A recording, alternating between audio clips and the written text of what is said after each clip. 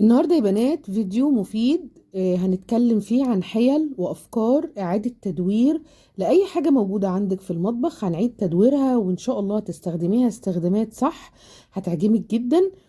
أول حاجة نتكلم عليها هي علبة المعيار. علبة المعيار دي بتكون موجودة أو بلاقيها فين؟ بلاقيها في الأكياس بتاعة المسحوق. بشتري المسحوق بتاعي ودي بتكون جوه كده المسحوق. بيستخدموها يعني للمعيار بتاع مسحوق الغسيل. تمام، طبعا أنا حطيت واحدة في العلبة، ولما بفتح بلاقي العلب دي فقلت استخدمها استخدامات تانية مفيدة. طيب بتعملي بيها ايه؟ بعمل بيها شوية حاجات كده هتعجبكم. اول حاجة بحطها كمعيار للرز، يعني لما باجي اعاير الرز بتاعي ببقى عارفة هستخدم معيار 2 3 على حسب. تمام. تاني حاجة بستخدمها كمعيار للسكر وكمان البقوليات. يعني عندك بقى فاصوليا، عندك الحاجات اللي هي بتبقى الناشفة دي، بستخدمها كمان كمعيار. وبفتح لها فتحة كده كمان من فوق علشان تتعلق. يعني دي بصراحة من الحاجات اللي بتعجبني قوي، ان انا ببقى عارفة المعيار اللي هستخدم بيه اي حاجة. وطبعا الدقيق ببقى عارفة ان هي طبعا بتبقى بتعادل اللي هي الكوباية او المج بتاعي، فببقى عارفة ان انا اطلع كام معيار. فالكوبايات المعيارية دي ما ترموهاش، والله دي كنز حلو قوي، هتنفعك قوي. جربيها زي ما انا بقولك كده، هتلاقيها مفيدة، هتوفر عليكي، هتبقي كمان عارفة انتي بتطلعي قد ايه. هتبقي عارفة انتي تطلعي إيه، كوباية رز، كوبايتين، 3. ودي كانت اول فكرة، ويلا بينا على الفكرة التانية. وما تنسوش بقى اللايك القمر اللي زيكم، وكمان ما تنسيش تشيري الفيديو لكل صحابك لو الافكار بتاعتي عجبتك. تاني فكرة هنا بنات حيل وأفكار هتعجبكم جدا إن شاء الله. وهي الفكرة إني عندي بناطيل جينز كتير قوي بتدوب وبتبوظ، وساعات يعني المقاسات الولاد يعني بتتغير وكده. ففيهم جزء بصراحة بطلعه يعني، وفي جزء يعني بيبقى فيه قطعة في حاجات زي كده، فطبعا ما ينفعش يطلع يروح لأي حد يعني. فبستخدمه في المطبخ. يعني لو انت عندك اي حاجات جينز كده او حاجات يعني من ولادك او من زوجك او من اي حد، طبعا يعني لو لقيتيها حلوة كده وتنفع طبعا طلعيها لأي حد قريب منك. ولو طبعا فيها قطع او فيها حاجات زي كده ما ينفعش نطلعها، فبستخدمها زي ما انا بقول لكم كده في المطبخ.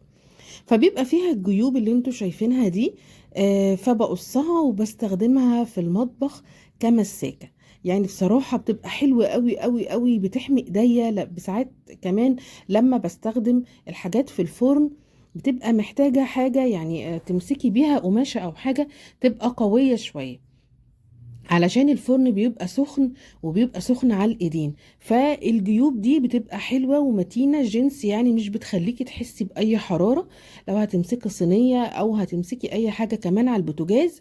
وحتى لو طالت النار ولا حاجة مش بتولع زي القماشة العادية، لا بتبقى يعني بتاخدي بالك على طول ومش بتتحرق على طول. فدي من الاستخدامات الحلوة قوي قوي قوي اللي انا يعني اعتمدتها في الفترة الأخيرة. يعني كنت الأول لا، الحاجات اللي بتبقى زي كده دايبة أو حاجة برميها.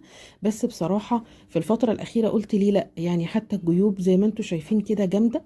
ممكن كمان أمسكها بالطريقة اللي أنا بقول لكم عليها كده. لو أنا همسك مثلا صينية أو همسك حاجة على البوتاجاز بتبقى قوية وجامدة، وعادي جدا بغسلها، بدخلها في الغسالة بغسلها وبترجع تاني زي الفل.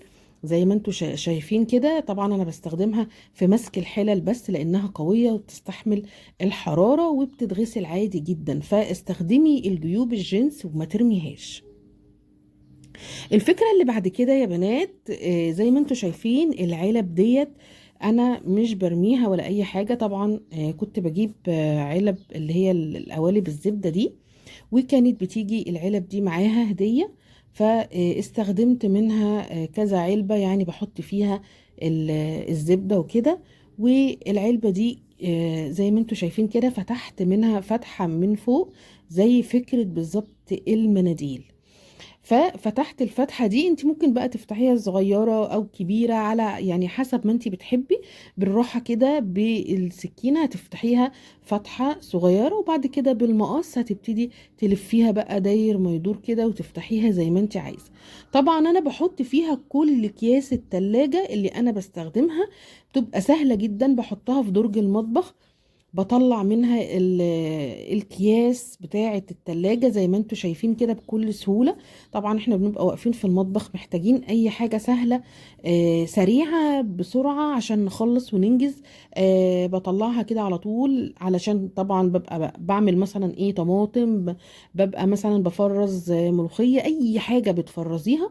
فبتبقى سهلة قوي ان انتي تمدي ايدك كده وتشدي الكيس، بدل طبعا ما تجيبي من الكيس وتلبخي الدنيا وتبقى الكياس وانت ايدك طبعا ممكن يعني تبهدلي بقية الكياس وتهدري وتضطري ان انت ترمي منها. لا، انت هتمدي ايدك تاخدي الكياس اللي انت عايزاها وخلصت، او عايزة تحطي زيادة بتفتحي العلبة وبتحطي بقية الكياس عادي وبتقفليها تاني.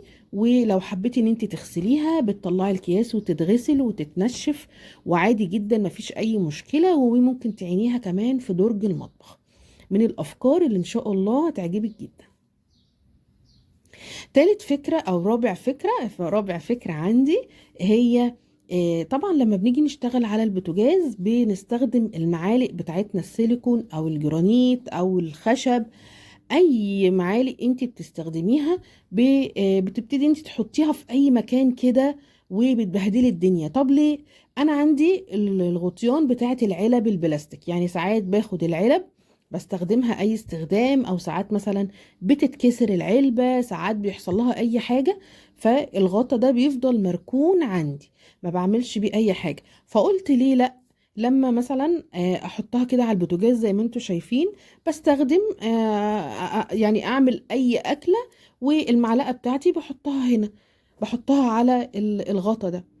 وعادي جدا بحط معلقة 2 3، بتاخد معالق كتير وبتخلي كمان شكل البوتاجاز حلو ونضيف ما بيتبهدلش. وعندي كمان كذا غطا علبة، بدل ما ارميه بستخدمه زي ما انتوا شايفين كده، بحط عليه المعالق علشان كمان البوتاجاز ما يتبهدلش ويبقى شكل البوتاجاز حلو كده وانت كمان بتشتغلي. وادي فكرة كمان انا استغليت بيها، ويعني ما يبقاش بقى المعلقة وقعت وبهدلت الدنيا، لا بتخلي الشكل كده جميل. وعملت اعادة تدوير بحاجات موجودة عندي في البيت. يا رب يا رب الافكار تكون عجبتكم، ويكون الفيديو دوت نال اعجابكم. ولو عجبكم قولولي واكتبولي في الكومنتات، قولولي اعملي جزء تاني وانا ان شاء الله اعمل لكم جزء تاني. وما تنسونيش باللايك والاشتراك، شيريه كده مع كل اصحابك علشان يشوفوا الفيديو ويتعلموا منه. والسلام عليكم ورحمة الله.